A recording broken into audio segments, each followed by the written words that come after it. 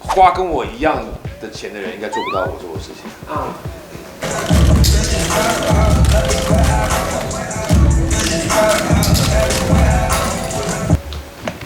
你昨天有睡好吗？没怎么睡，因为我们昨天晚上1点进场，然后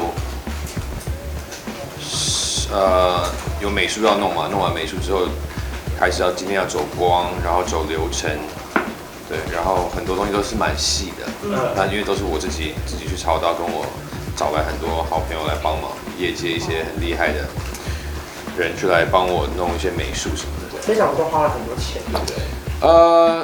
如果花跟我一样的钱的人，应该做不到我做的事情啊。哇哦！因为我自己我去承包这个事情，所以我会把价钱压到最低。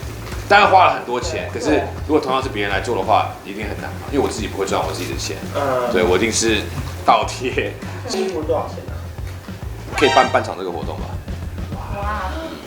但是如果你拿去办这个活动，你不就需要更多钱吗？我今天选这套是什么原因啊？没有什么原因吧，就是我觉得想怎么穿怎么穿。对啊。晚上表演是穿这个吗？